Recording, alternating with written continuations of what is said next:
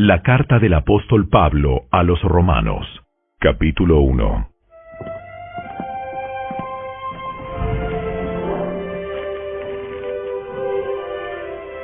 Yo, Pablo, esclavo de Cristo Jesús y elegido por Dios para ser apóstol y enviado a predicar su buena noticia, escribo esta carta. Dios prometió esa buena noticia hace tiempo por medio de sus profetas en las Sagradas Escrituras. La buena noticia trata de su Hijo en su vida terrenal. Él fue descendiente del rey David y quedó demostrado que era el Hijo de Dios cuando fue resucitado de los muertos mediante el poder del Espíritu Santo.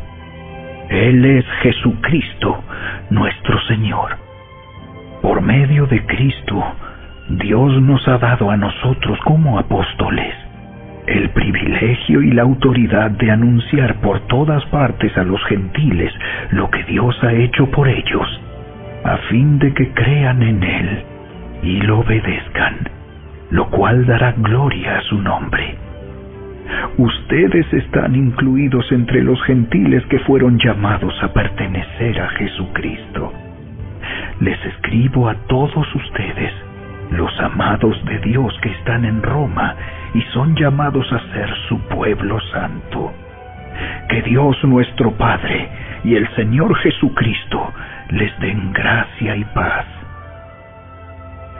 Ante todo les digo que mediante Jesucristo le doy gracias a mi Dios por todos ustedes, porque en todas partes del mundo se habla de la fe que tienen en Él. Dios sabe cuántas veces los recuerdo en mis oraciones. Día y noche hago mención de ustedes y sus necesidades delante de Dios, a quien sirvo con todo mi corazón, anunciando la buena noticia acerca de su Hijo. Algo que siempre pido en oración es que Dios mediante se presente la oportunidad de ir por fin a verlos, pues tengo muchos deseos de visitarlos para llevarles algún don espiritual que los ayude a crecer firmes en el Señor. Cuando nos encontremos, quiero alentarlos en la fe, pero también me gustaría recibir aliento de la fe de ustedes. Quiero que sepan, amados hermanos, que me propuse muchas veces ir a visitarlos, pero hasta el momento me vi impedido. Mi deseo es trabajar entre ustedes y ver frutos espirituales, tal como he visto entre otros gentiles, pues siento una gran obligación, tanto con los habitantes del mundo civilizado como con los del resto del mundo, con los instruidos y los incultos por igual. Así que estoy ansioso por visitarlos también a ustedes que están en Roma para predicarles la buena noticia. Pues no me avergüenzo de la buena noticia acerca de Cristo, porque es poder de Dios en acción para salvar a todos los que creen, a los judíos primero y también a los gentiles. Esa buena noticia nos revela cómo Dios nos hace justos ante sus ojos, lo cual se logra del principio al fin por medio de la fe. Como dicen las Escrituras, es por medio de la fe que el justo tiene vida. Pero Dios muestra su ira desde el cielo contra todos los que son pecadores y perversos, que detienen la verdad con su perversión. Ellos conocen la verdad acerca de Dios, porque Él se la ha hecho evidente, pues desde la creación del mundo, todos han visto los cielos y la tierra, por medio de todo lo que Dios hizo. Ellos pueden ver a simple vista las cualidades invisibles de Dios, su poder eterno y su naturaleza divina. así que no tienen ninguna excusa para no conocer a Dios. Es cierto, ellos conocieron a Dios, pero no quisieron adorarlo como Dios, ni darle gracias. En cambio, comenzaron a inventar ideas necias sobre Dios. Como resultado, la mente les quedó en oscuridad y confusión. Afirmaban ser sabios, pero se convirtieron en completos necios. Y en lugar de adorar al Dios inmortal y glorioso, rindieron culto a ídolos que ellos mismos se hicieron con forma de simples mortales, de aves, de animales de 4 patas y de reptiles. Entonces Dios los abandonó para que hicieran todas las cosas vergonzosas que deseaban en su corazón. Como resultado, usaron sus cuerpos para hacerse cosas viles y degradantes entre sí. Cambiaron la verdad acerca de Dios por una mentira, y así rindieron culto y sirvieron a las cosas que Dios creó, pero no al Creador mismo, quien es digno de eterna alabanza. Amén.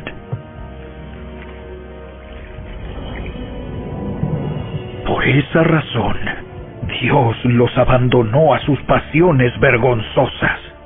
Aún las mujeres se rebelaron contra la forma natural de tener relaciones sexuales y, en cambio, dieron rienda suelta al sexo unas con otras. Los hombres, por su parte, en lugar de tener relaciones sexuales normales con la mujer, ardieron en pasiones unos con otros. Los hombres hicieron cosas vergonzosas con otros hombres, y como consecuencia de ese pecado, sufrieron dentro de sí el castigo que merecían. Por pensar que era una tontería reconocer a Dios, Él los abandonó a sus tontos razonamientos y dejó que hicieran cosas que jamás deberían hacerse. Se llenaron de toda clase de perversiones, pecados, avaricia, odio, envidia, homicidios, peleas, engaños, conductas maliciosas y chismes. Son traidores, insolentes, arrogantes, fanfarrones y gente que odia a Dios. Inventan nuevas formas de pecar y desobedecen a sus padres. No quieren entrar en razón. No cumplen lo que prometen. Son crueles y no tienen compasión. Saben bien que la justicia de Dios exige que los que hacen esas cosas merecen morir. Pero ellos igual las hacen. Peor aún, incitan a otros a que también las hagan.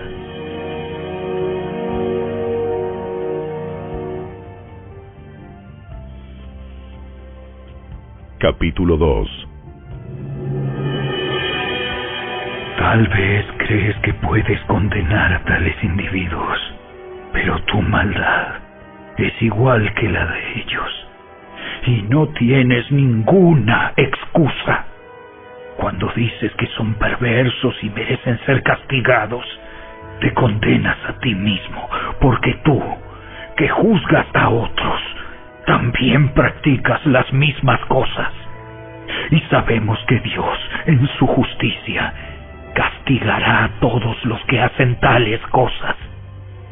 Y tú, que juzgas a otros por hacer esas cosas, ¿cómo crees que podrás evitar el juicio de Dios cuando tú haces lo mismo?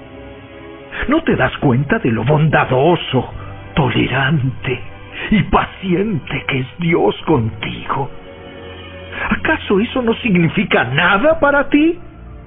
¿No ves que la bondad de Dios es para guiarte a que te arrepientas y abandones tu pecado? Pero eres terco y te niegas a arrepentirte y a abandonar tu pecado. Por eso vas acumulando un castigo terrible para ti mismo, pues se acerca el día de la ira, en el cual se manifestará el justo juicio de Dios. Él juzgará a cada uno según lo que haya hecho. Dará vida eterna a los que siguen haciendo el bien, pues de esa manera demuestran que buscan la gloria, el honor y la inmortalidad que Dios ofrece. Pero derramará su ira y enojo sobre los que viven para sí mismos, los que se niegan a obedecer la verdad y en cambio viven entregados a la maldad. Habrá aflicción y angustia para todos los que siguen haciendo lo malo, para los judíos primero y también para los gentiles. Pero habrá gloria, honra y paz de parte de Dios para todos los que hacen lo bueno, para los judíos primero y también para los gentiles. Pues Dios no muestra favoritismo. Los gentiles serán destruidos por el hecho de pecar, aunque nunca tuvieron la ley escrita de Dios, y los judíos, quienes sí tienen la ley de Dios, serán juzgados por esa ley porque no la obedecen. Pues el simple acto de escuchar la ley no nos hace justos ante Dios. Es obedecer la ley lo que nos hace justos ante sus ojos. Aún los gentiles, quienes no cuentan con la ley escrita de Dios, muestran que conocen esa ley cuando por instinto la obedecen, aunque nunca la hayan oído. Ellos demuestran que tienen la ley de Dios escrita en el corazón, porque su propia conciencia y sus propios pensamientos o los acusan o bien les indican que están haciendo lo correcto. Y el mensaje que proclamo es que se acerca el día en que Dios juzgará por medio de Cristo Jesús la vida secreta de cada uno. Tú, que te llamas judío, confías en la ley de Dios y te jactas de tu relación especial con Él. Tú sabes lo que a Él le agrada. Sabes bien qué es lo correcto, porque se te ha enseñado su ley. Estás convencido de que eres guía para los ciegos y luz para los que andan perdidos en la oscuridad. Piensas que puedes instruir al ignorante y enseñar a los niños los caminos de Dios, pues estás seguro de que la ley de Dios te da pleno conocimiento y toda la verdad. Ahora bien, si tú enseñas a otros, ¿por qué no te enseñas a ti mismo? Predicas a otros que no se debe robar, ¿pero tú robas? Dices que está mal cometer adulterio, ¿pero tú cometes adulterio? Condenas la idolatría, ¿pero tú usas objetos robados de los templos paganos? Te sientes muy orgulloso de conocer la ley, pero deshonras a Dios al quebrantarla. No es extraño que las Escrituras digan: los gentiles blasfeman en nombre de Dios por causa de ustedes. La ceremonia judía de la circuncisión solo tiene valor si obedeces la ley de Dios. Pero si no obedeces la ley de Dios, no estás en mejor condición que un gentil incircunciso. Y si los gentiles obedecen la ley de Dios, ¿acaso Él no los considerará su propio pueblo? De hecho, Los gentiles incircuncisos que cumplen la ley de Dios los condenarán a ustedes, judíos, que están circuncidados y tienen la ley de Dios, pero no la obedecen. Pues no se es un verdadero judío solo por haber nacido de padres judíos, ni por haber pasado por la ceremonia de la circuncisión. No, un verdadero judío es aquel que tiene el corazón recto a los ojos de Dios. La verdadera circuncisión no consiste meramente en obedecer la letra de la ley, sino que es un cambio en el corazón, producido por el Espíritu, y una persona con un corazón transformado busca la aprobación de Dios, no la de la gente.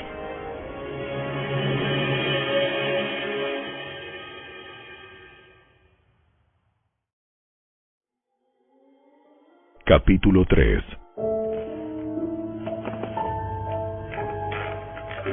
Entonces, ¿cuál es la ventaja de ser judío?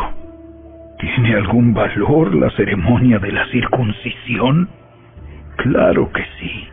Tiene muchos beneficios. En primer lugar, a los judíos se les confió toda la revelación de Dios. Es cierto, algunos de ellos fueron infieles. ¿Pero acaso eso significa que, porque ellos fueron infieles, Dios también será infiel? Por supuesto que no. Aun cuando todos los demás sean mentirosos, Dios es veraz, como dicen las Escrituras acerca de Él. Quedará demostrado que tienes razón en lo que dices, y ganarás tu caso en los tribunales. Sin embargo, algunos podrían decir, nuestro pecado cumple un buen propósito, porque muestra a otros lo justo que es Dios. ¿No es injusto entonces que Dios nos castigue? Este no es más que un punto de vista humano. ¡De ninguna manera! Si Dios no fuera completamente justo, ¿cómo tendría autoridad para juzgar al mundo?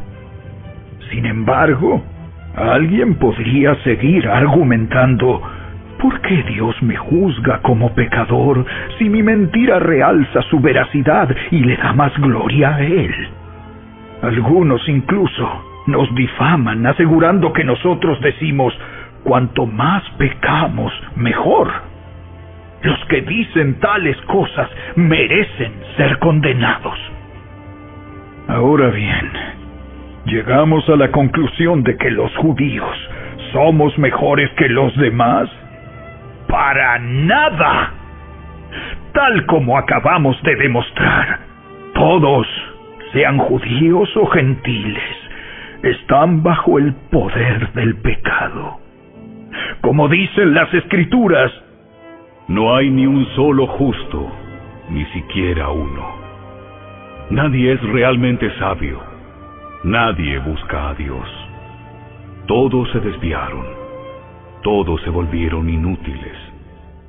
No hay ni uno que haga lo bueno, ni uno solo. Lo que hablan es repugnante, como el mal olor de una tumba abierta.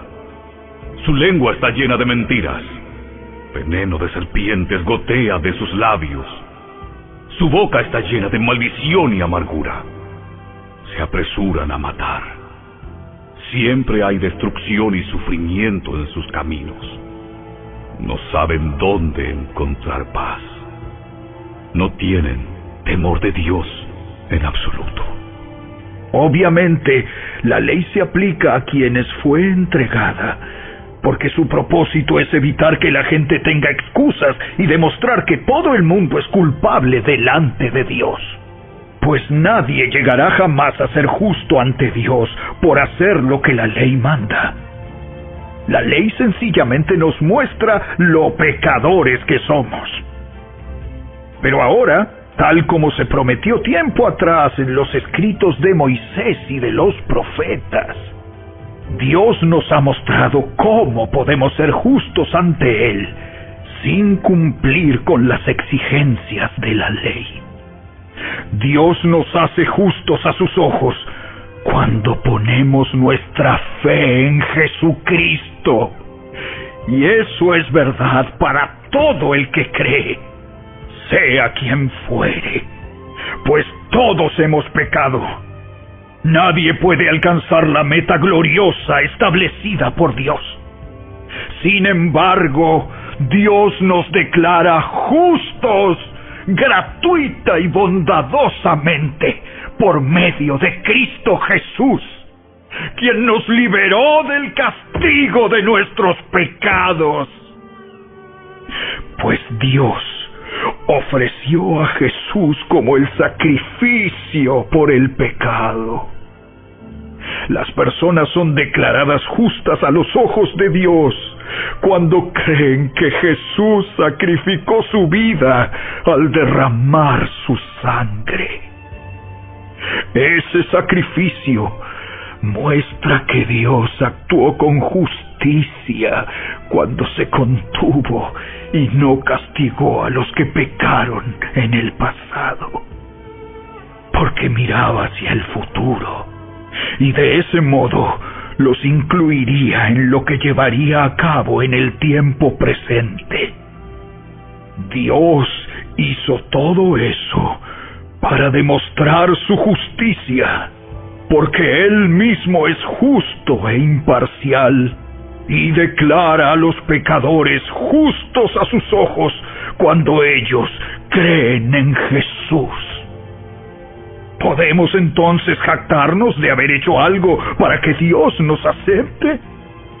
No, porque nuestra libertad de culpa y cargo no se basa en la obediencia a la ley, está basada en la fe. Así que somos declarados justos a los ojos de Dios por medio de la fe y no por obedecer la ley. Después de todo, ¿acaso Dios es solo el Dios de los judíos? ¿No es también el Dios de los gentiles? Claro que sí. Hay solo un Dios, y Él declara justos a judíos y gentiles únicamente por medio de la fe. Entonces, si hacemos énfasis en la fe, ¿eso significa que podemos olvidarnos de la ley? Por supuesto que no. De hecho, solo cuando tenemos fe, cumplimos verdaderamente la ley.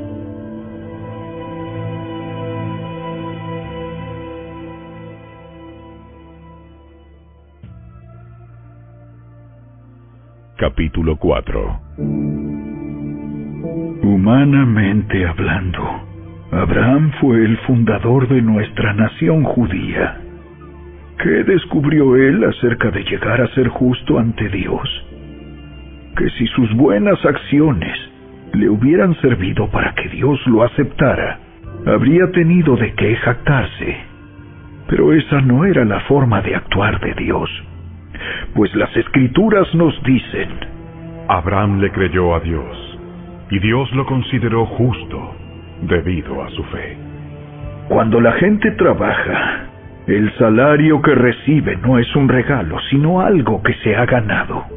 Pero la gente no es considerada justa por sus acciones, sino por su fe en Dios, quien perdona a los pecadores. David también habló de lo mismo cuando describió la felicidad de los que son declarados justos sin hacer esfuerzos para lograrlo. ¡Oh, qué alegría para aquellos a quienes se les perdona la desobediencia, a quienes se les cubren los pecados! Sí, qué alegría para aquellos a quienes el Señor les borró el pecado de su cuenta. Ahora bien, ¿es esta bendición solamente para los judíos? ¿O es también para los gentiles incircuncisos? Como venimos diciendo, Dios consideró a Abraham justo debido a su fe. Pero ¿cómo sucedió esto? ¿Se le consideró justo solo después de ser circuncidado o fue antes? Es evidente que Dios aceptó a Abraham antes de que fuera circuncidado. La circuncisión era una señal de que Abraham ya tenía fe y de que Dios ya lo había aceptado y declarado justo aún antes de que fuera circuncidado. Por lo tanto, Abraham es el padre espiritual de los que tienen fe pero no han sido circuncidados. A ellos se les considera justos debido a su fe. Y Abraham también es el padre espiritual de los que han sido circuncidados, pero solo si tienen la misma clase de fe que tenía Abraham antes de ser circuncidado. Obviamente, la promesa que Dios hizo de dar toda la tierra a Abraham y a sus descendientes no se basaba en la obediencia de Abraham a la ley, sino en una relación correcta con Dios, la cual viene por la fe. Si la promesa de Dios es solo para los que obedecen la ley, entonces la fe no hace falta y la promesa no tiene sentido. Pues la ley siempre trae castigo para los que tratan de obedecerla. La única forma de no violar la ley es no tener ninguna ley para violar. Así que la promesa se recibe por medio de la fe. Es un regalo inmerecido.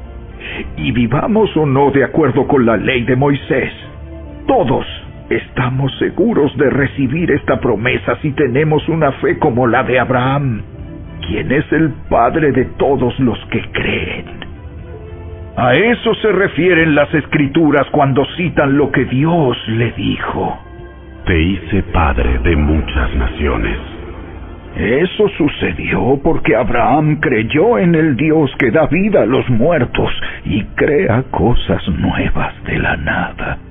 Aun cuando no había motivos para tener esperanza, Abraham siguió teniendo esperanza porque había creído en que llegaría a ser el padre de muchas naciones, pues Dios le había dicho: Esa es la cantidad de descendientes que tendrás. Y la fe de Abraham no se debilitó a pesar de que él reconocía que por tener unos 100 años de edad, su cuerpo ya estaba muy anciano para tener hijos, igual que el vientre de Sara. Abraham siempre creyó la promesa de Dios sin vacilar. De hecho, su fe se fortaleció aún más y así le dio gloria a Dios. Abraham estaba plenamente convencido de que Dios es poderoso para cumplir todo lo que promete.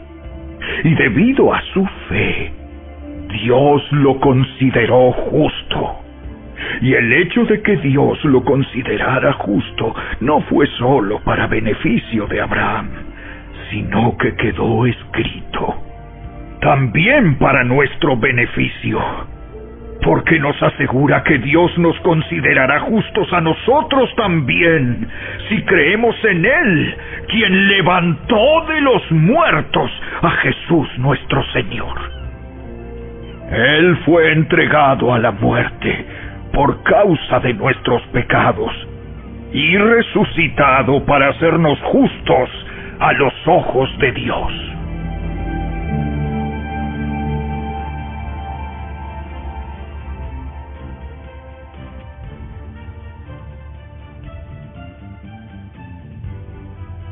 Capítulo 5.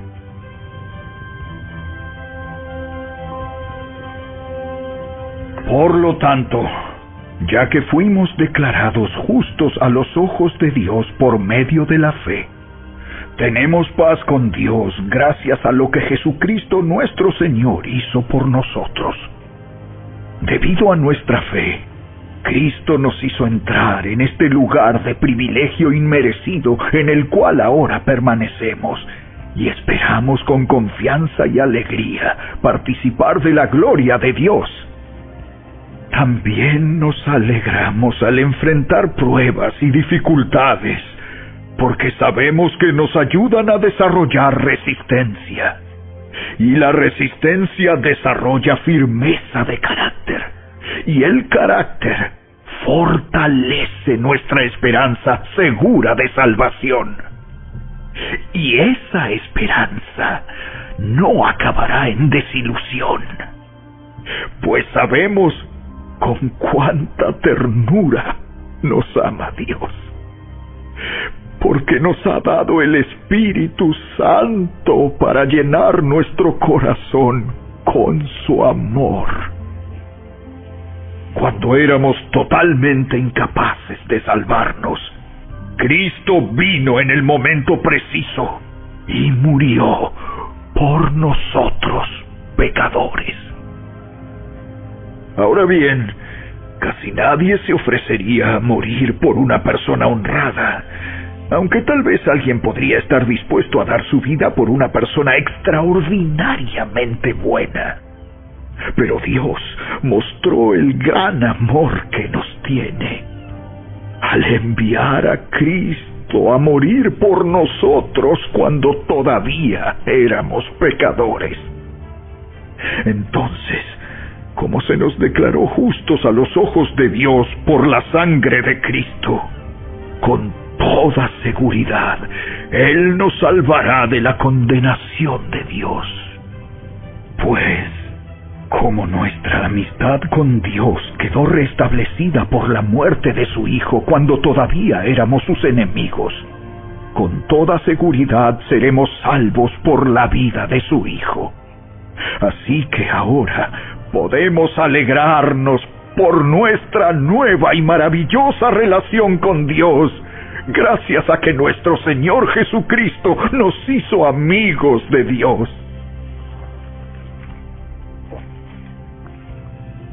Cuando Adán pecó, el pecado entró en el mundo. El pecado de Adán introdujo la muerte, de modo que la muerte se extendió a todos, porque todos pecaron. Es cierto, la gente ya pecaba aún antes de que se entregara la ley, pero no se le tomaba en cuenta como pecado, porque todavía no existía ninguna ley para transgredir. Sin embargo, desde los tiempos de Adán hasta los de Moisés, todos murieron, incluso los que no desobedecieron un mandamiento explícito de Dios como lo hizo Adán. Ahora bien, Adán es un símbolo, una representación de Cristo, quien aún tenía que venir. Pero hay una gran diferencia entre el pecado de Adán y el regalo del favor inmerecido de Dios. Pues el pecado de un solo hombre, Adán, trajo muerte a muchos. Pero aún más grande es la gracia maravillosa de Dios y el regalo de su perdón para muchos por medio de otro hombre, Jesucristo. Y el resultado del regalo del favor inmerecido de Dios es muy diferente de la consecuencia del pecado de ese primer hombre. Pues el pecado de Adán llevó a la condenación, pero el regalo de Dios nos lleva a ser declarados justos a los ojos de Dios, a pesar de que somos culpables de muchos pecados. Pues el pecado de un solo hombre, Adán, hizo que la muerte reinara sobre muchos. Pero aún más grande es la gracia maravillosa de Dios y el regalo de su justicia, porque todos los que lo reciben vivirán en victoria sobre el pecado y la muerte por medio de un solo hombre, Jesucristo. Así es, un solo pecado de Adán trae condenación para todos.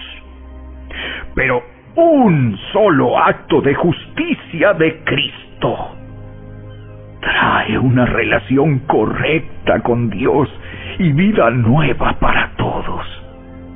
Por uno solo que desobedeció a Dios, muchos pasaron a ser pecadores. Pero por uno solo que obedeció a Dios, muchos serán declarados justos. La ley de Dios fue entregada para que toda la gente se diera cuenta de la magnitud de su pecado, Pero mientras más pecaba la gente, más abundaba la gracia maravillosa de Dios.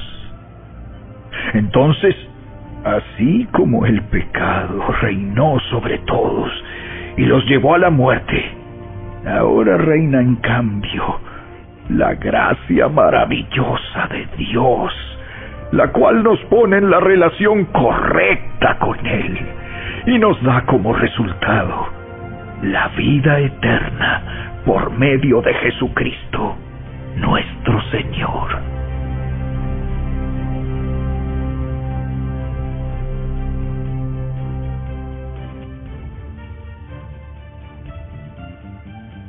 Capítulo 6. Ahora bien, ¿deberíamos seguir pecando para que Dios nos muestre más y más su gracia maravillosa? Por supuesto que no. Nosotros hemos muerto al pecado. Entonces, ¿cómo es posible que sigamos viviendo en pecado? ¿O acaso olvidaron que cuando fuimos unidos a Cristo Jesús en el bautismo, nos unimos a Él en su muerte? Pues hemos muerto y fuimos sepultados con Cristo mediante el bautismo. Y tal como Cristo fue levantado de los muertos por el poder glorioso del Padre, ahora nosotros también podemos vivir una vida nueva. Dado que fuimos unidos a Él en su muerte, también seremos resucitados como Él. Sabemos que nuestro antiguo ser pecaminoso fue crucificado con Cristo para que el pecado perdiera su poder en nuestra vida. Ya no somos esclavos del pecado, pues cuando morimos con Cristo, fuimos liberados del poder del pecado.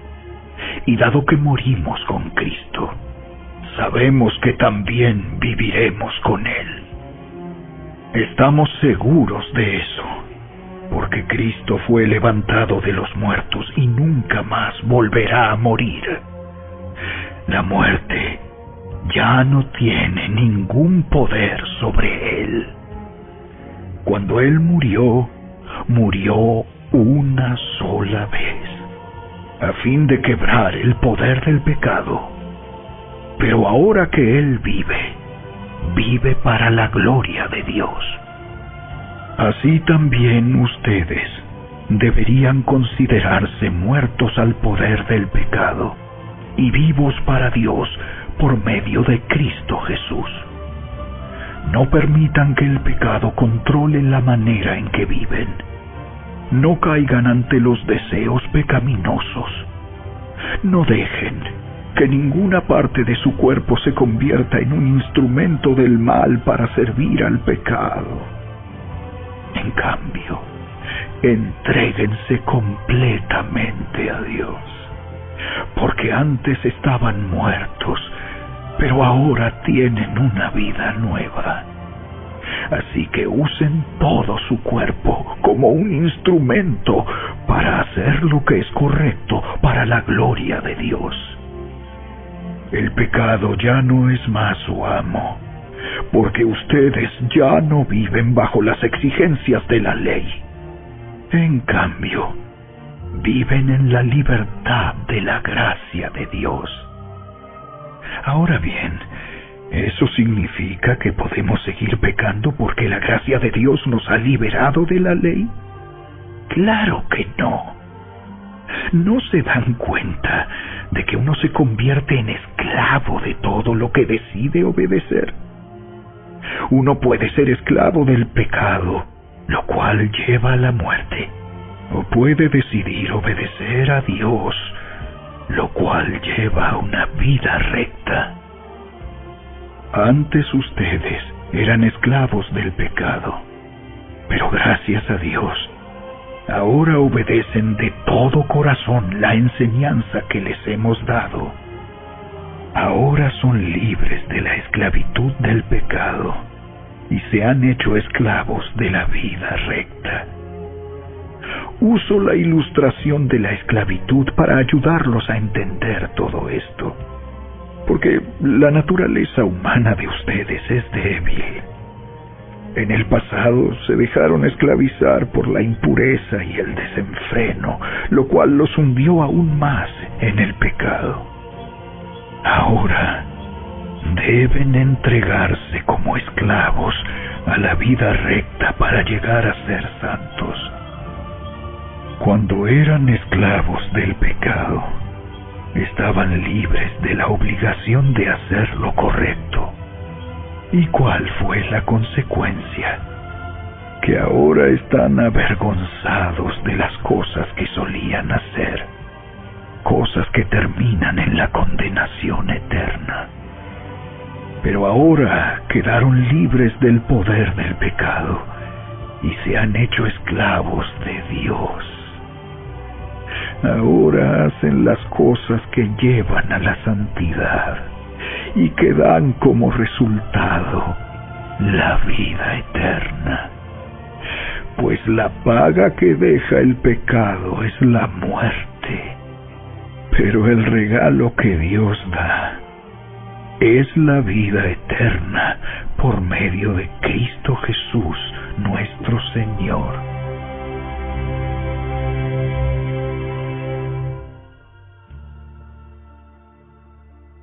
Capítulo 7. Ahora bien, amados hermanos, ustedes que conocen la ley, ¿no saben que la ley se aplica solo mientras una persona está viva? Por ejemplo, cuando una mujer se casa, la ley la une a su marido mientras él viva. Pero si él muere, las leyes del matrimonio ya no se aplican a ella. Así que mientras su marido viva, ella cometería adulterio si se casara con otro hombre. Pero si el esposo muere, ella queda libre de esa ley y no comete adulterio cuando se casa de nuevo. Por lo tanto, mis amados hermanos, la cuestión es la siguiente. Ustedes murieron al poder de la ley cuando murieron con Cristo, y ahora están unidos a aquel que fue levantado de los muertos. Como resultado, podemos producir una cosecha de buenas acciones para Dios. Cuando vivíamos controlados por nuestra vieja naturaleza, los deseos pecaminosos actuaban dentro de nosotros, y la ley despertaba esos malos deseos que producían una cosecha de acciones pecaminosas, las cuales nos llevaban a la muerte. Pero ahora fuimos liberados de la ley porque morimos a ella y ya no estamos presos de su poder. Ahora podemos servir a Dios, no según el antiguo modo que consistía en obedecer la letra de la ley, sino mediante uno nuevo, el de vivir en el Espíritu. Ahora bien, ¿acaso sugiero que la ley de Dios es pecaminosa? De ninguna manera. De hecho, fue la ley la que me mostró mi pecado. Yo nunca hubiera sabido que codiciar es malo si la ley no dijera, no codicies. Pero el pecado usó ese mandamiento para despertar toda clase de deseos codiciosos dentro de mí. Si no existiera la ley, el pecado no tendría ese poder. Hubo un tiempo en que viví sin entender la ley. Sin embargo, cuando aprendí, por ejemplo, el mandamiento de no codiciar, el poder del pecado cobró vida, y yo morí. Entonces me di cuenta de que los mandatos de la ley que supuestamente traían vida, trajeron en cambio muerte espiritual.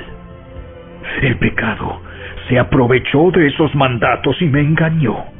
Usó los mandatos para matarme. Sin embargo, la ley en sí misma es santa, y sus mandatos son santos, rectos y buenos. Pero ¿cómo puede ser? ¿Acaso la ley que es buena provocó mi muerte? Por supuesto que no. El pecado usó lo que era bueno a fin de lograr mi condena de muerte. Por eso, podemos ver qué terrible es el pecado. se vale de los buenos mandatos de Dios para lograr sus propios fines malvados. Por lo tanto, el problema no es con la ley, porque la ley es buena y espiritual. El problema está en mí, porque soy demasiado humano, un esclavo del pecado. Realmente no me entiendo a mí mismo, porque quiero hacer lo que es correcto, pero no lo hago. En cambio, hago lo que odio. Pero si yo sé que lo que hago está mal, eso demuestra que estoy de acuerdo con que la ley es buena. Entonces, no soy yo el que hace lo que está mal, sino el pecado que vive en mí. Yo sé que en mí, es decir, en mi naturaleza pecaminosa, no existe nada bueno. Quiero hacer lo que es correcto, pero no puedo. Quiero hacer lo que es bueno, pero no lo hago. No quiero hacer lo que está mal, pero igual lo hago. Ahora, si hago lo que no quiero hacer, realmente no soy yo el que hace lo que está mal, sino el pecado que vive en mí. He descubierto el siguiente principio de vida, que cuando quiero hacer lo que es correcto, no puedo evitar hacer lo que está mal. Amo la ley de Dios con todo mi corazón, pero hay otro poder dentro de mí que está en guerra con mi mente. Ese poder me esclaviza al pecado que todavía está dentro de mí. Soy un pobre desgraciado. ¿Quién me libertará de esta vida dominada por el pecado y la muerte? ¡Gracias a Dios! La respuesta está en Jesucristo, nuestro Señor. Así que ya ven, en mi mente de verdad quiero obedecer la ley de Dios, pero a causa de mi naturaleza pecaminosa, soy esclavo del pecado.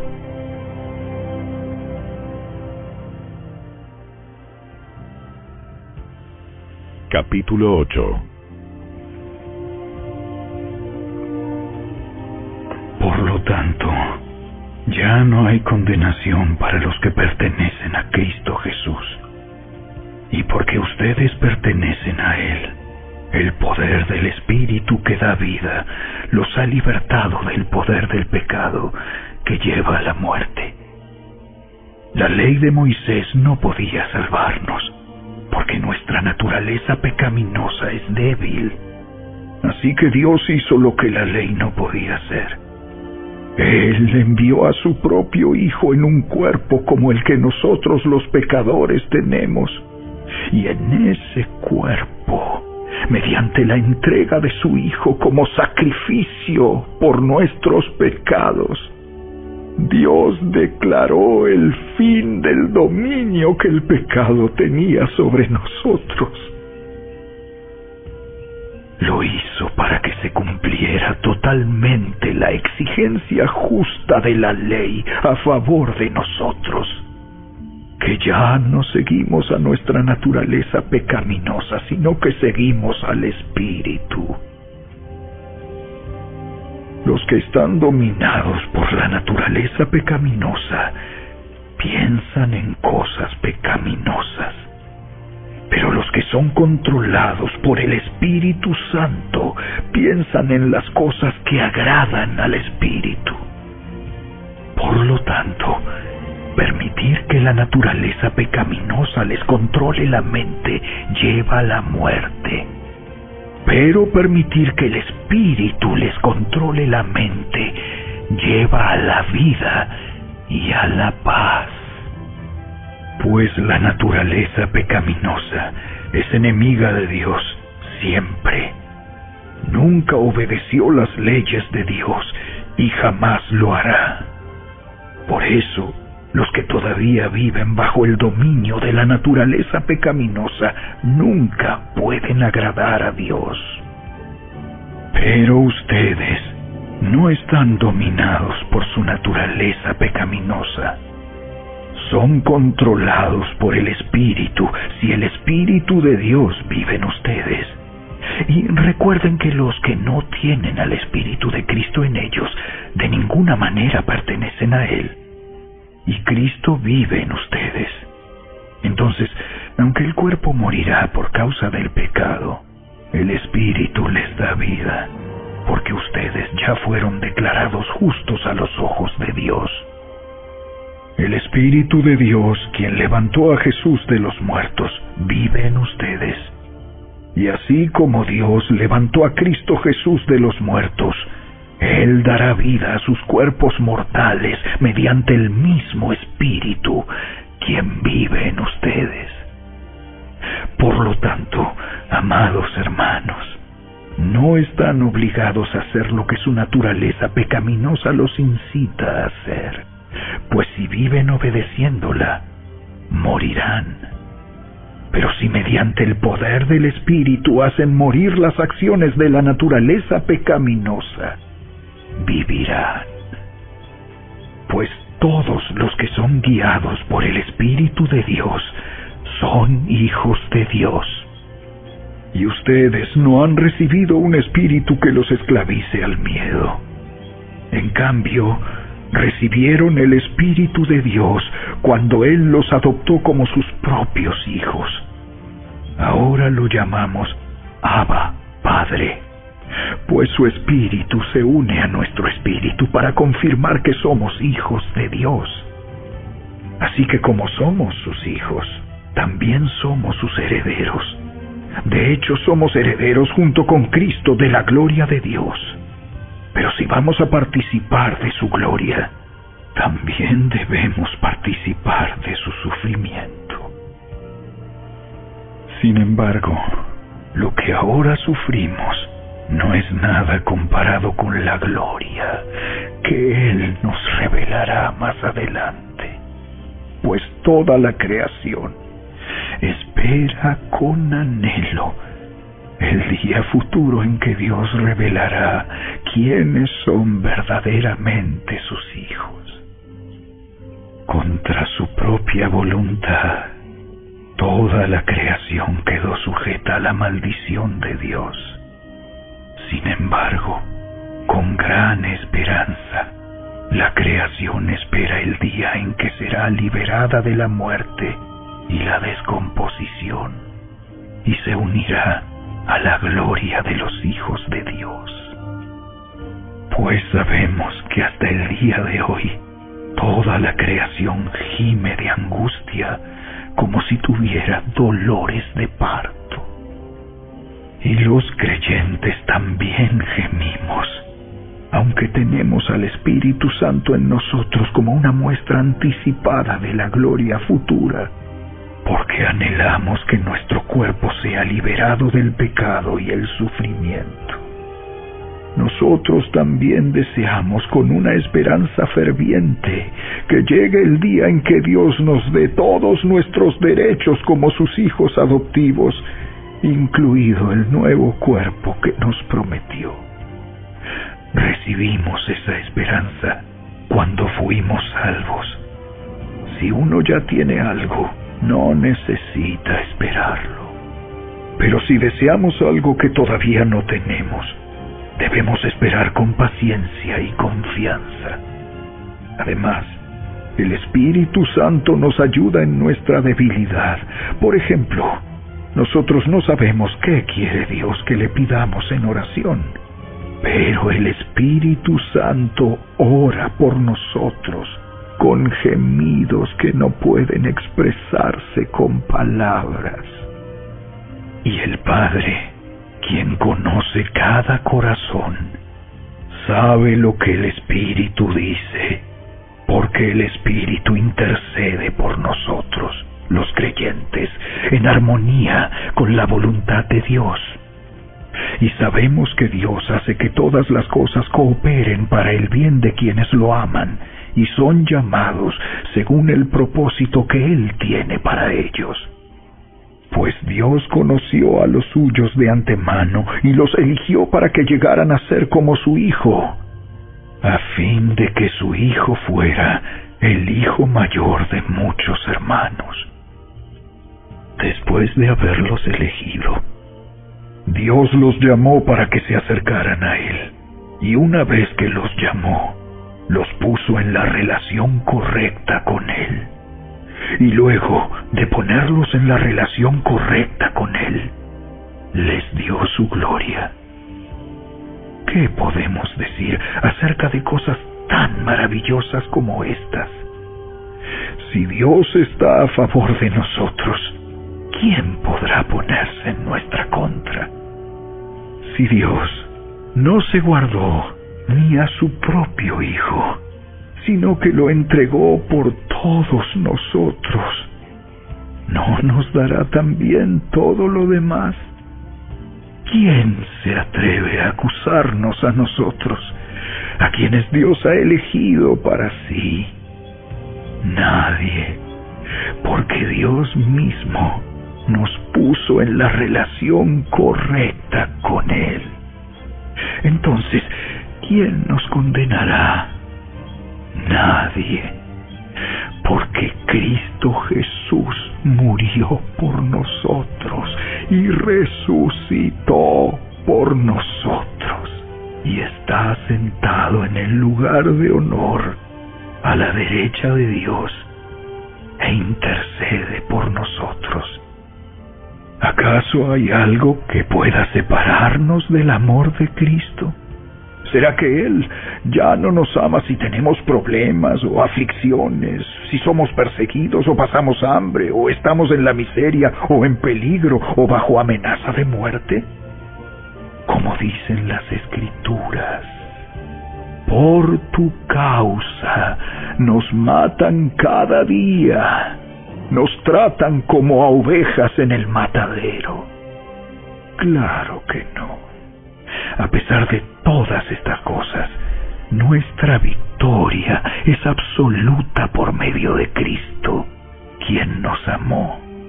Y estoy convencido de que nada podrá jamás separarnos del amor de Dios. Ni la muerte, ni la vida, ni ángeles, ni demonios, ni nuestros temores de hoy, ni nuestras preocupaciones de mañana, ni siquiera los poderes del infierno pueden separarnos del amor de Dios. Ningún poder en las alturas ni en las profundidades, de hecho, nada en toda la creación podrá jamás separarnos del amor de Dios, que está revelado en Cristo Jesús, nuestro Señor.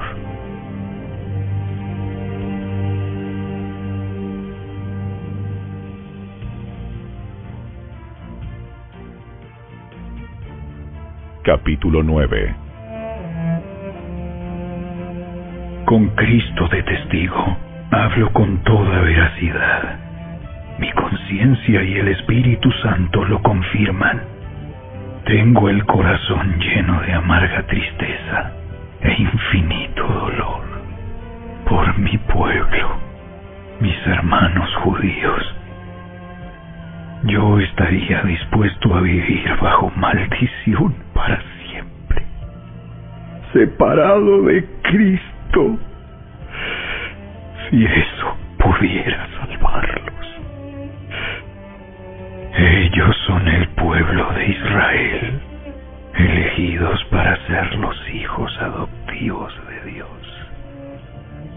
Él les reveló su gloria, hizo pactos con ellos y les entregó su ley. Les dio el privilegio de adorarlo y de recibir sus promesas maravillosas. Abraham, Isaac y Jacob son los antepasados de los israelitas, y Cristo mismo era israelita en cuanto a su naturaleza humana. Y Él es Dios, el que reina sobre todas las cosas, y es digno de eterna alabanza. Amén. Ahora bien, ¿acaso Dios no cumplió su promesa a Israel? No, porque no todos los que nacen en la nación de Israel son en verdad miembros del pueblo de Dios. Ser descendientes de Abraham no los hace verdaderos hijos de Abraham, pues las Escrituras dicen: Isaac es el hijo mediante el cual procederán tus descendientes. Aunque Abraham también tuvo otros hijos, eso significa que no todos los descendientes naturales de Abraham son necesariamente hijos de Dios. Solo los hijos de la promesa son considerados hijos de Abraham, pues Dios había prometido: Volveré dentro de 1 año, y Sara tendrá un hijo. Ese hijo fue nuestro antepasado Isaac. Cuando se casó con Rebeca, ella dio a luz mellizos.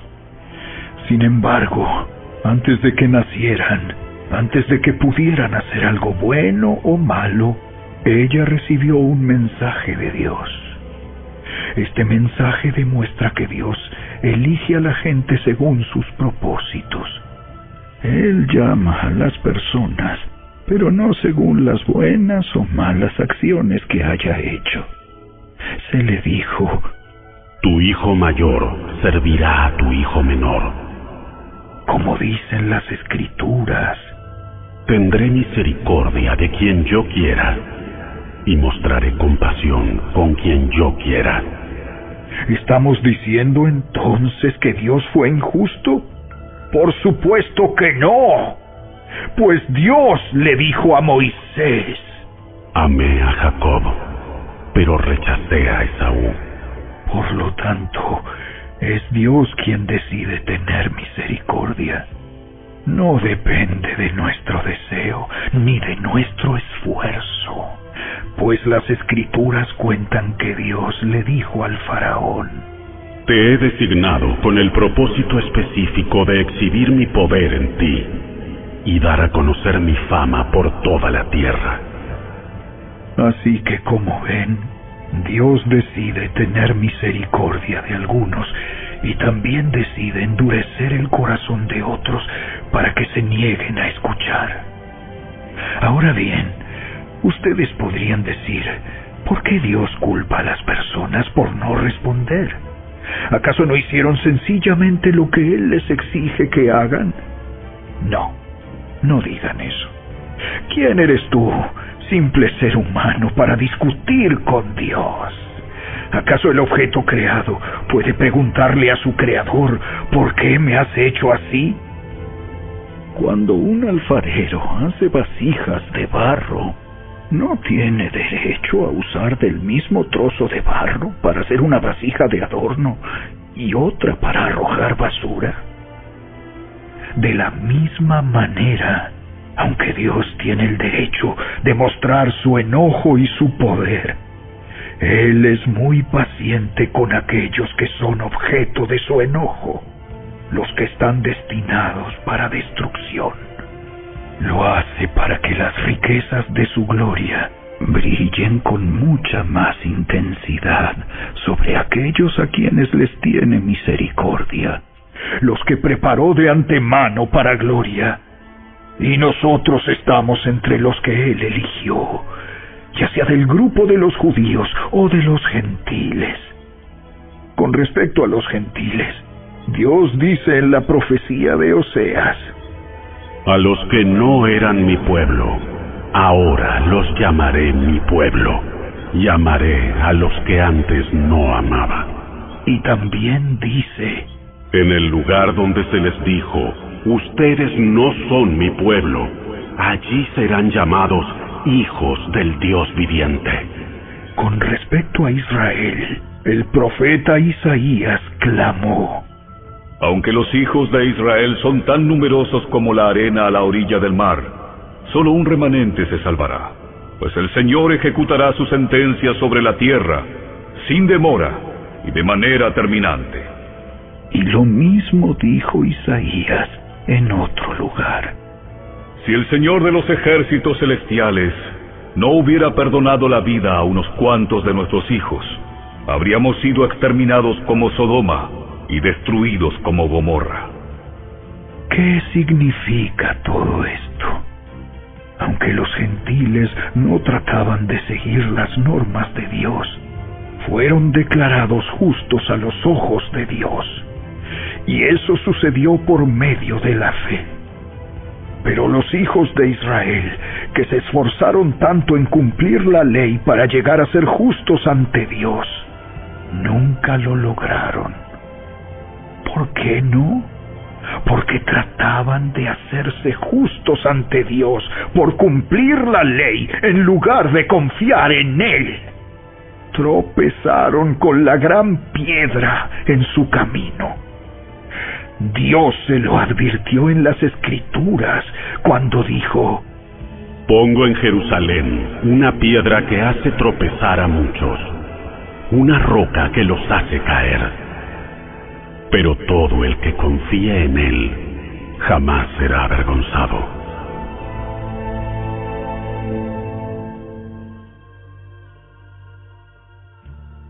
Capítulo 10. Amados hermanos, el profundo deseo de mi corazón y mi oración a Dios es que los israelitas lleguen a ser salvos.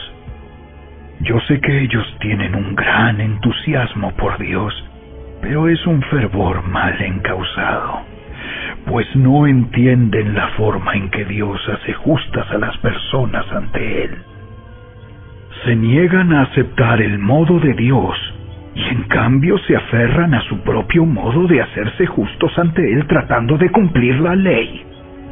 Sin embargo, Cristo ya cumplió el propósito por el cual se entregó la ley. Como resultado, a todos los que creen en Él se les declara justos a los ojos de Dios. Pues Moisés escribe que la ley exige obediencia a todos sus mandatos para que una persona llegue a ser justa ante Dios. Pero el modo de la fe para hacernos justos ante Dios dice: no digas en tu corazón: ¿quién subirá al cielo para hacer bajar a Cristo a la tierra? Ni tampoco digas: ¿quién descenderá al lugar de los muertos para volver a Cristo de nuevo a la vida? En realidad, dice, el mensaje está muy al alcance de la mano. Está en tus labios y en tu corazón. Y ese mensaje es el mismo mensaje que nosotros predicamos acerca de la fe. Si declaras abiertamente que Jesús es el Señor y crees en tu corazón que Dios lo levantó de los muertos, serás salvo. Pues es por creer en tu corazón que eres declarado justo a los ojos de Dios. Y es por declarar abiertamente tu fe que eres salvo. Como nos dicen las Escrituras, todo el que confíe en Él jamás será avergonzado. No hay diferencia entre los judíos y los gentiles en ese sentido. Ambos tienen al mismo Señor, quien da con generosidad a todos los que lo invocan. Pues todo el que invoque el nombre del Señor será salvo. Pero ¿cómo pueden ellos invocarlo para que los salve si no creen en Él? ¿Y cómo pueden creer en Él si nunca han oído de Él? ¿Y cómo pueden oír de Él a menos que alguien se lo diga? ¿Y cómo irá alguien a contarles sin ser enviado? Por eso, las Escrituras dicen: ¡qué hermosos son los pies de los mensajeros que traen buenas noticias! Sin embargo, no todos aceptan la buena noticia, porque el profeta Isaías dijo: Señor, ¿quién ha creído nuestro mensaje? Así que la fe viene por oír, es decir, por oír la buena noticia acerca de Cristo. Pero pregunto, ¿De verdad el pueblo de Israel oyó el mensaje? Claro que sí. El mensaje se ha difundido por toda la tierra y sus palabras por todo el mundo. Vuelvo a preguntar, ¿entendió realmente el pueblo de Israel? Por supuesto que sí, pues incluso en el tiempo de Moisés, Dios dijo: despertaré sus celos con un pueblo que ni siquiera es una nación. Provocaré su enojo por medio de gentiles insensatos. Luego Isaías habló audazmente de parte de Dios y dijo: me encontraron personas que no me buscaban. Me mostré a los que no preguntaban por mí. Pero con respecto a Israel, Dios dijo: todo el día les abrí mis brazos, pero ellos fueron desobedientes y rebeldes.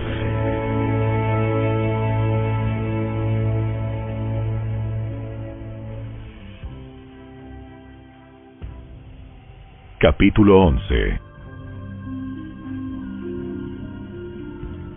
Entonces pregunto, ¿acaso Dios ha rechazado a su propio pueblo, la nación de Israel?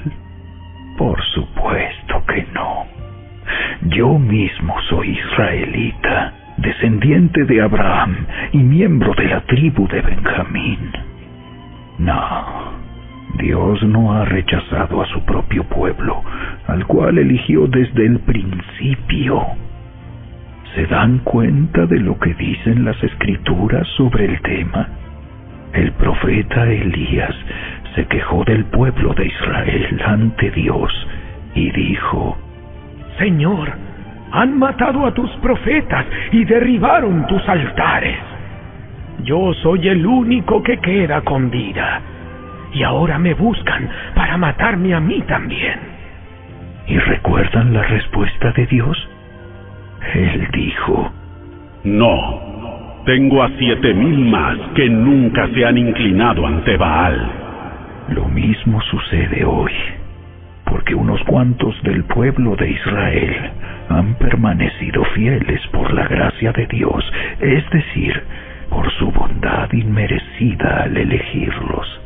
Y como es mediante la bondad de Dios, entonces no es por medio de buenas acciones.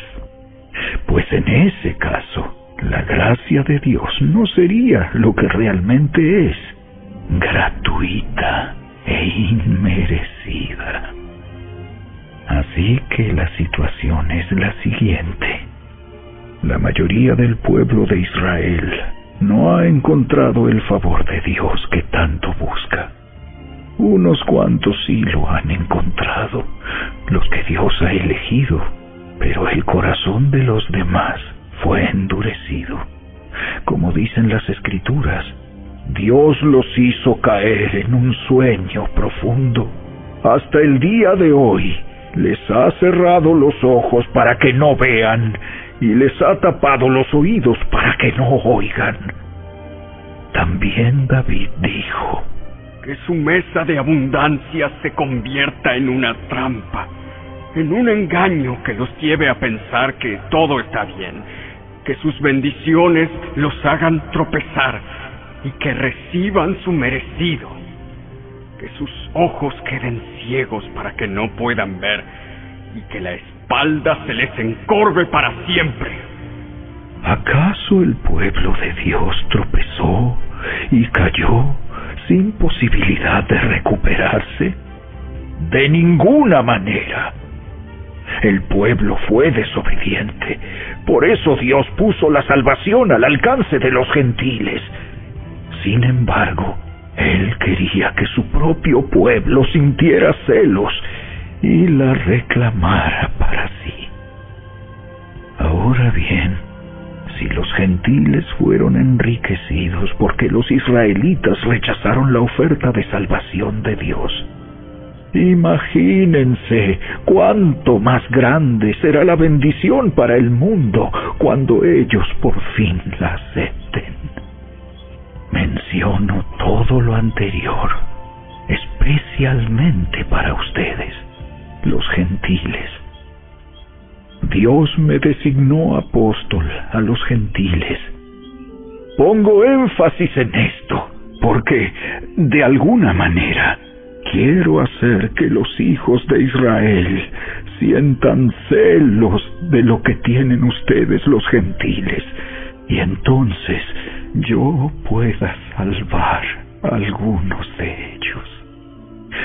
Pues si el rechazo de ellos hizo que Dios ofreciera la salvación al resto del mundo, la aceptación de ellos será algo aún más maravilloso. Será vida para los que estaban muertos. Y dado que Abraham y los otros patriarcas fueron santos, sus descendientes también serán santos, del mismo modo que toda la masa de pan es santa, porque la porción que se da como ofrenda es santa. Pues si las raíces del árbol son santas, las ramas también lo serán.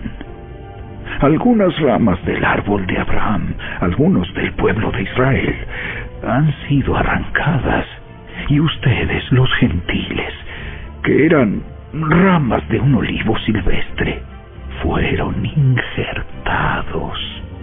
Así que ahora ustedes también reciben la bendición que Dios prometió a Abraham y a sus hijos, con lo cual comparten con ellos el alimento nutritivo que proviene de la raíz del olivo especial de Dios.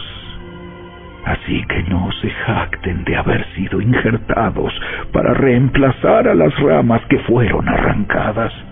Ustedes son solo una rama, no son la raíz. Tal vez digas, bueno, esas ramas fueron arrancadas para darme lugar a mí. Es cierto, pero recuerda, esas ramas fueron arrancadas porque no creyeron en Cristo. Y tú estás allí porque sí crees. Así que no te consideres tan importante. Más bien, teme lo que podría suceder. Pues si Dios no perdonó a las ramas originales, tampoco te perdonará a ti. Fíjate en que Dios es bondadoso, pero también es severo. Es severo con los que desobedecen, pero será bondadoso contigo si sigues confiando en su bondad. En cambio, si dejas de confiar, tú también serás arrancado por completo. Y si el pueblo de Israel abandona su incredulidad, volverá a ser injertado, pues Dios tiene poder para volver a injertarlo en el árbol. Tú, por naturaleza, eras una rama cortada de un olivo silvestre. Por lo tanto, si Dios estuvo dispuesto a ir en contra de la naturaleza al injertarte en un árbol cultivado, Él estará mucho más dispuesto a injertar las ramas originales en el árbol al que pertenecen. Mis amados hermanos, quiero que entiendan este misterio, para que no se vuelvan orgullosos de ustedes mismos. Parte del pueblo de Israel tiene el corazón endurecido. Pero eso solo durará hasta que se complete el número de gentiles que aceptarán a Cristo. Y entonces todo Israel será salvo, como dicen las Escrituras. El que rescata vendrá de Jerusalén y apartará a Israel de la maldad. Y mi pacto con ellos es que quitaré sus pecados. Muchos del pueblo de Israel ahora son enemigos de la buena noticia, y eso los beneficia a ustedes, los gentiles, porque Él eligió a los antepasados, a Abraham Isaac y Jacob, pues los dones de Dios y su llamado son irrevocables. Ustedes, los gentiles, antes eran rebeldes contra Dios, pero cuando el pueblo de Israel se rebeló contra Él, Dios tuvo misericordia de ustedes y no de ellos. Ahora ellos son los rebeldes, y a ustedes Dios les mostró su misericordia para que ellos también participen de la misericordia de Dios. Pues Dios encarceló a todos en la desobediencia para poder tener misericordia de todos. ¡Qué grande es la riqueza, la sabiduría y el conocimiento de Dios! Es realmente imposible para nosotros entender sus decisiones y sus caminos, pues ¿quién puede conocer los pensamientos del Señor? ¿Quién sabe lo suficiente para aconsejarlo? ¿Y quién le ha entregado tanto para que Él tenga que devolvérselo? Pues todas las cosas provienen de Él y existen por su poder y son para su gloria. A Él sea toda la gloria por siempre. Amén.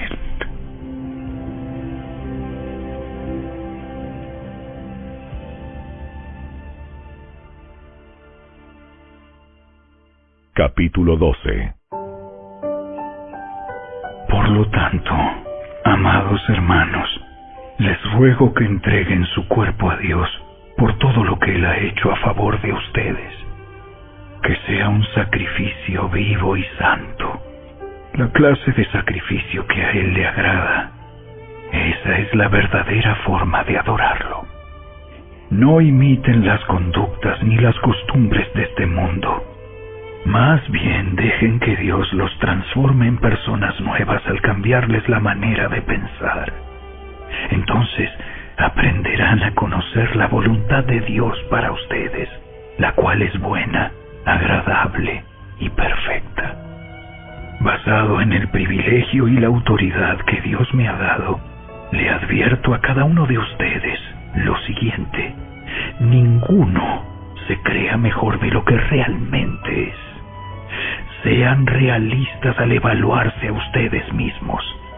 Háganlo según la medida de fe que Dios les haya dado. Así como nuestro cuerpo tiene muchas partes y cada parte tiene una función específica, el cuerpo de Cristo también. Nosotros somos las diversas partes de un solo cuerpo y nos pertenecemos unos a otros. Dios, en su gracia, nos ha dado dones diferentes para hacer bien determinadas cosas. Por lo tanto, si Dios te dio la capacidad de profetizar, habla con toda la fe que Dios te haya concedido. Si tu don es servir a otros, sírvelos bien. Si eres maestro, enseña bien. Si tu don consiste en animar a otros, anímalos. Si tu don es dar, hazlo con generosidad. Si Dios te ha dado la capacidad de liderar, toma la responsabilidad en serio.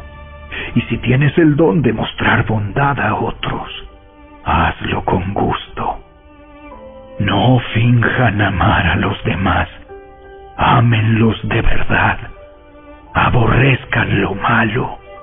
Aférrense a lo bueno. Ámense unos a otros con un afecto genuino y deleítense al honrarse mutuamente. No sean nunca perezosos, más bien trabajen con esmero y sirvan al Señor con entusiasmo. Alégrense por la esperanza segura que tenemos. Tengan paciencia en las dificultades y sigan orando. Estén listos para ayudar a los hijos de Dios cuando pasen necesidad. Estén siempre dispuestos a brindar hospitalidad. Bendigan a quienes los persiguen.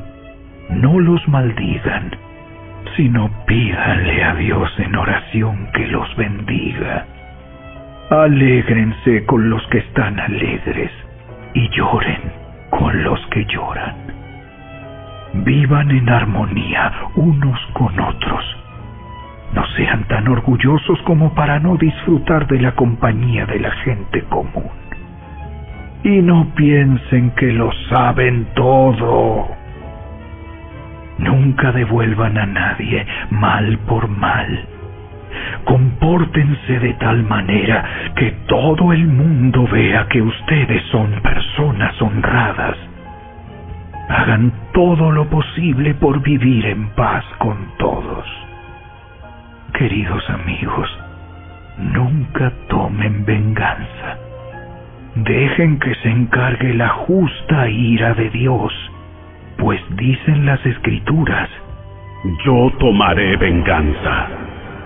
Yo les pagaré lo que se merecen. En cambio, si tus enemigos tienen hambre, dales de comer. Si tienen sed, dales de beber. Al hacer esto, amontonarás carbones encendidos de vergüenza sobre su cabeza. No dejen que el mal los venza. Más bien, venzan el mal haciendo el bien.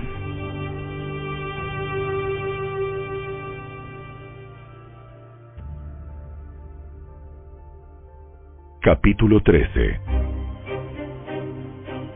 Toda persona debe someterse a las autoridades de gobierno, pues toda autoridad proviene de Dios, y los que ocupan puestos de autoridad están allí colocados por Dios. Por lo tanto, cualquiera que se rebele contra la autoridad, se rebela contra lo que Dios ha instituido, y será castigado. Pues las autoridades no infunden temor a los que hacen lo que está bien, sino en los que hacen lo que está mal. ¿Quieres vivir sin temor a las autoridades? Haz lo correcto, y ellas te honrarán. Las autoridades están al servicio de Dios para tu bien. Pero si estás haciendo algo malo, por supuesto que deberías tener miedo, porque ellas tienen poder para castigarte. Están al servicio de Dios para cumplir el propósito específico de castigar a los que hacen lo malo. Por eso tienes que someterte a ellas, no solo para evitar el castigo, sino para mantener tu conciencia limpia. Por esas mismas razones, también paguen sus impuestos, pues los funcionarios de gobierno necesitan cobrar su sueldo. Ellos sirven a Dios con lo que hacen. Ustedes den a cada uno lo que le deben. Paguen los impuestos y demás aranceles a quien corresponda y den respeto y honra a los que están en autoridad. No deban nada a nadie, excepto el deber de amarse unos a otros. Si aman a su prójimo, cumplen con las exigencias de la ley de Dios, pues los mandamientos dicen: no cometas adulterio, no cometas asesinato, no robes, no codicies. Estos y otros mandamientos semejantes se resumen en uno solo: ama a tu prójimo como a ti mismo. El amor no hace mal a otros, por eso el amor cumple con las exigencias de la ley de Dios. Esto es aún más urgente, porque ustedes saben que es muy tarde. El tiempo se acaba. Despierten, porque nuestra salvación ahora está más cerca que cuando recién creímos. La noche ya casi llega a su fin. El día de la salvación amanecerá pronto. Por eso, dejen de lado sus actos oscuros, como si se quitaran ropa sucia, y pónganse la armadura resplandeciente de la vida recta, ya que nosotros pertenecemos al día Vivamos con decencia a la vista de todos. No participen en la oscuridad de las fiestas desenfrenadas y de las borracheras, ni vivan en promiscuidad sexual e inmoralidad, ni se metan en peleas, ni tengan envidia. Más bien, vístanse con la presencia del Señor Jesucristo y no se permitan pensar en formas de complacer los malos deseos.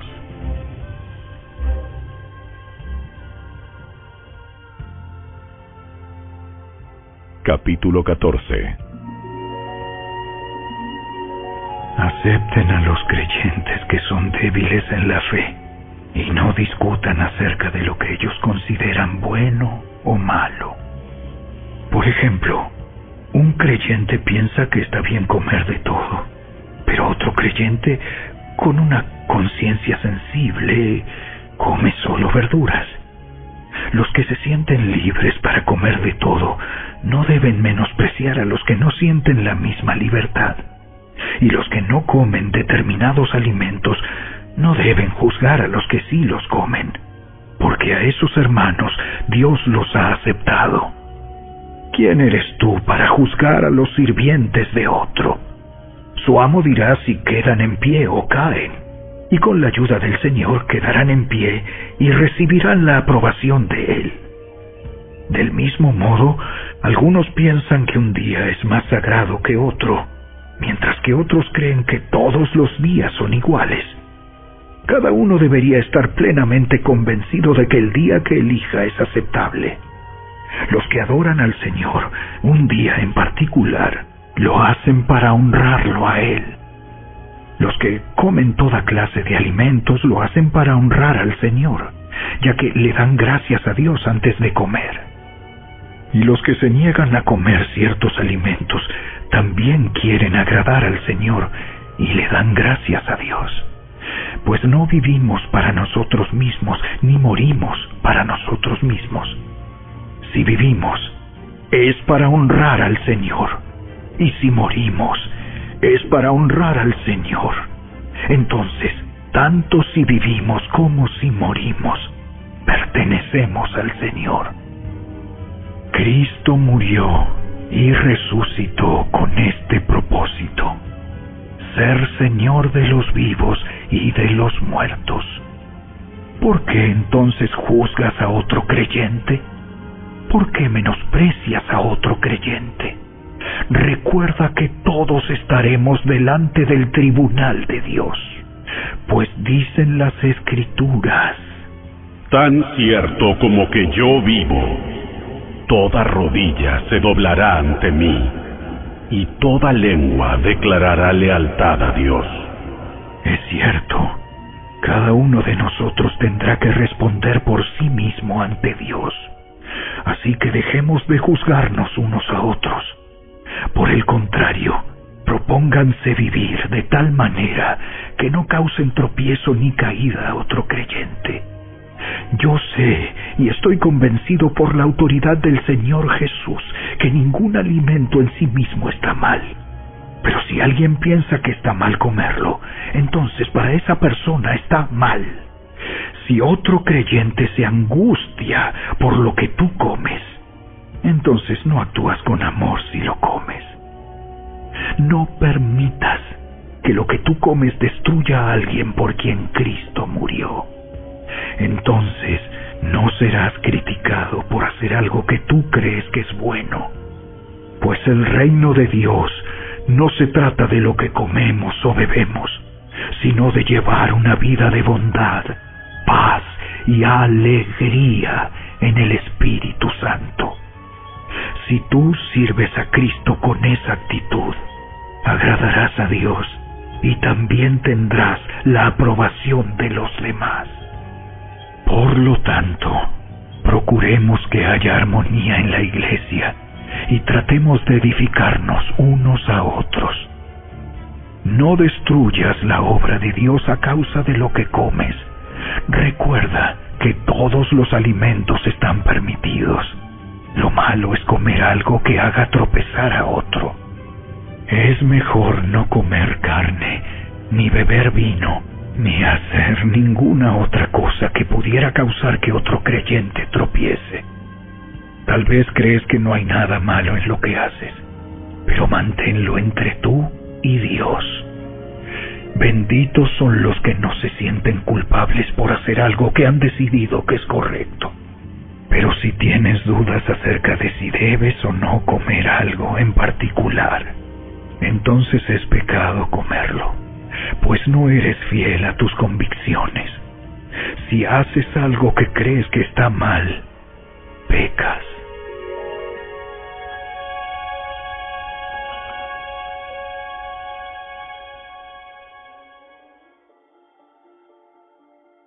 Capítulo 15.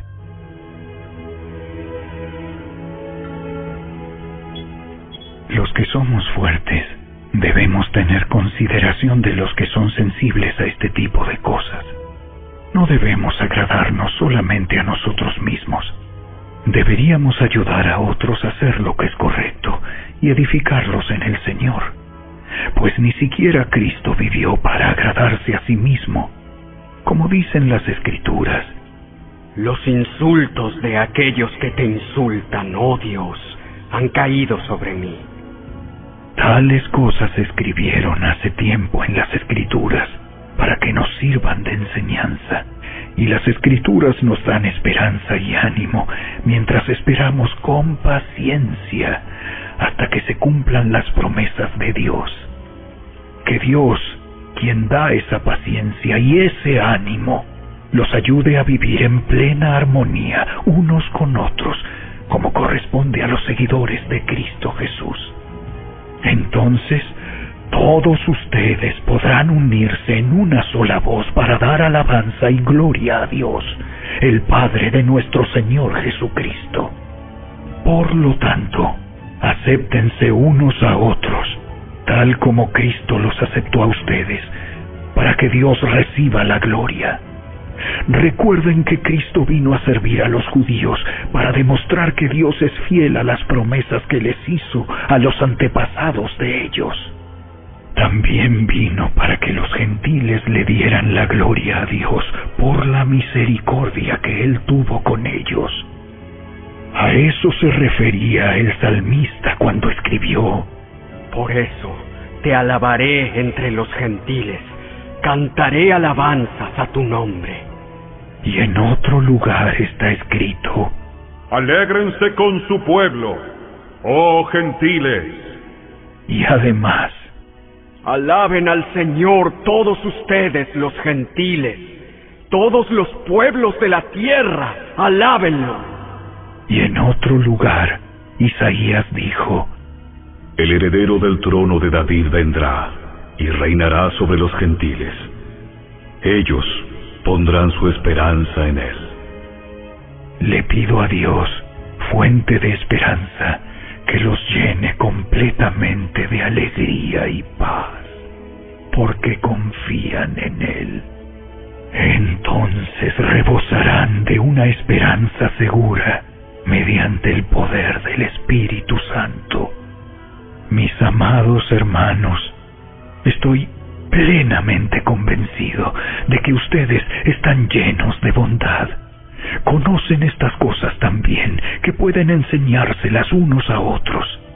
Aún así, me atreví a escribirles sobre algunos de estos temas porque sé que lo único que necesitan es recordarlos, pues por la gracia de Dios, soy un mensajero especial de Cristo Jesús, enviado a ustedes los gentiles. Les transmito la buena noticia para presentarlos como una ofrenda aceptable a Dios, hecha santa por el Espíritu Santo. Así que tengo razón de estar entusiasmado por todo lo que Cristo Jesús ha hecho por medio de mí al servir a Dios. Sin embargo, no me atrevo a jactarme de nada, salvo de lo que Cristo ha hecho por medio de mí al llevar a los gentiles a Dios a través de mi mensaje y de la manera en que he trabajado entre ellos. Los gentiles se convencieron por el poder de señales milagrosas y maravillas y por el poder del Espíritu de Dios. De esa manera presenté con toda plenitud la buena noticia de Cristo desde Jerusalén hasta llegar a la región del Ilírico. Mi gran aspiración siempre ha sido predicar la buena noticia donde nunca antes se ha oído el nombre de Cristo, y no donde otro ya ha comenzado una iglesia. He seguido el plan que mencionan las Escrituras, donde dice: los que nunca se enteraron de él, verán, y los que nunca oyeron de él, entenderán. De hecho, mi visita a ustedes se demoró tanto, precisamente porque estuve predicando en esos lugares. Ahora que terminé mi trabajo en estas regiones, y después de todos estos largos años de espera, tengo muchos deseos de ir a verlos. Estoy pensando viajar a España. Cuando lo haga, me detendré en Roma, y luego de disfrutar de la compañía de ustedes por un breve tiempo, podrán ayudarme con lo necesario para mi viaje. Sin embargo, antes de visitarlos, debo ir a Jerusalén para llevar una ofrenda a los creyentes de allí. Pues les cuento, los creyentes de Macedonia y Acaya con entusiasmo juntaron una ofrenda para los creyentes de Jerusalén que son pobres. Lo hicieron con gusto, porque se sienten en deuda con ellos. Dado que los gentiles recibieron las bendiciones espirituales de la buena noticia por parte de los creyentes de Jerusalén, sienten que lo menos que pueden hacer por ellos a cambio es ayudarlos económicamente. En cuanto yo entregue ese dinero y termine esa buena acción de los gentiles, iré a visitarlos a ustedes de camino a España. Cuando vaya, estoy seguro de que Cristo bendecirá en abundancia el tiempo que pasemos juntos. Mis amados hermanos, les pido encarecidamente, en el nombre de nuestro Señor Jesucristo, que se unan a mi lucha orando a Dios por mí.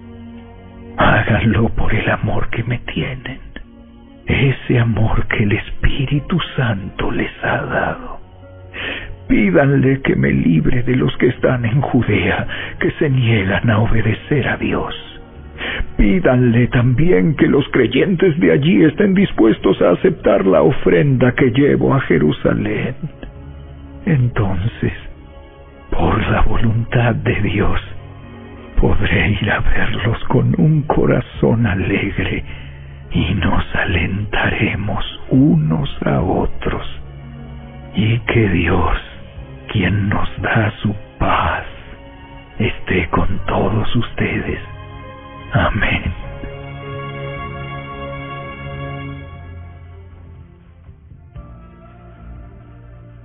Capítulo 16. Les encomiendo a nuestra hermana Febe, quien es diaconisa de la iglesia en Cencrea. Recíbanla en el Señor como digna de honra en el pueblo de Dios. Ayúdenla en todo lo que necesite, porque ella ha sido de ayuda para muchos, especialmente para mí. Den mis saludos a Priscila y Aquila, mis colaboradores en el ministerio de Cristo Jesús. De hecho, ellos una vez arriesgaron la vida por mí. Yo les estoy agradecido, igual que todas las iglesias de los gentiles. Den también mis saludos a la iglesia que se reúne en el hogar de ellos. Saluden a mi querido amigo Epeneto. Él fue el primero de toda la provincia de Asia que se convirtió en seguidor de Cristo. Denle mis saludos a María, quien ha trabajado tanto por ustedes. Saluden a Andrónico y a Junias, judíos como yo, quienes estuvieron en la cárcel conmigo. Ellos son muy respetados entre los apóstoles y se hicieron seguidores de Cristo antes que yo. Saluden a Amplias, mi querido amigo en el Señor. Saludos también a Urbano, nuestro colaborador en Cristo, y a mi querido amigo Estaquis. Saluden a Apeles, un buen hombre aprobado por Cristo. y den mis saludos a los creyentes de la familia de Aristóbulo.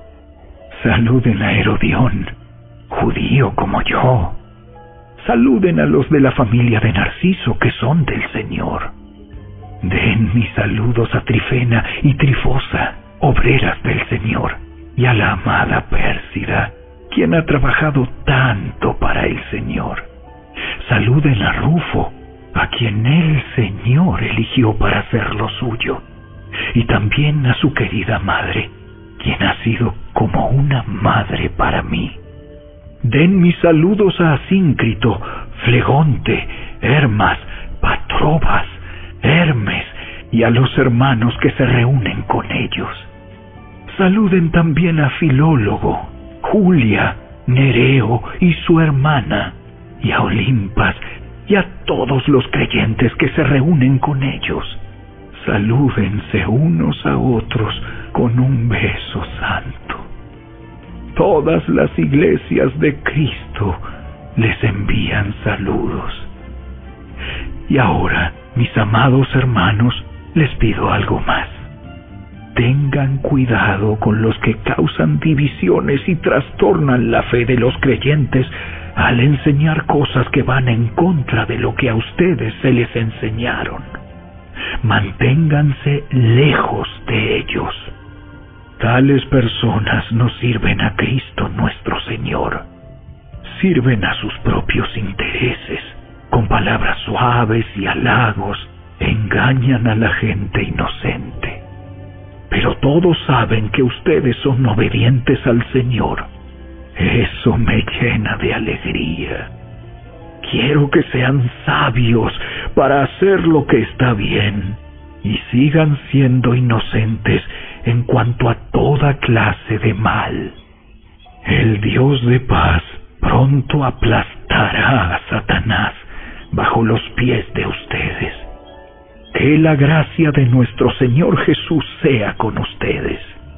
Timoteo, mi compañero de trabajo, les manda saludos, igual que Lucio, Jasón y Sosípater, judíos como yo. Yo, Tercio, quien escribo esta carta de parte de Pablo, también les envío mis saludos como uno de los seguidores del Señor. Los saluda Gayo, él es quien me hospeda, y también recibe en su casa a toda la iglesia. Les envía saludos Erasto, el tesorero de la ciudad, y también el hermano Cuarto. Que toda la gloria sea para Dios, quien puede fortalecerlos tal como expresa la buena noticia. En ese mensaje acerca de Jesucristo se ha revelado su plan para ustedes, los gentiles. Un plan que estuvo guardado en secreto desde el principio del tiempo. Pero ahora, tal como lo predijeron los profetas y el Dios eterno lo ha ordenado, ese mensaje se da a conocer a todos los gentiles en todas partes, para que ellos también puedan creer y obedecerlo a Él. Toda la gloria sea para el único sabio Dios eternamente, por medio de Jesucristo. Amén.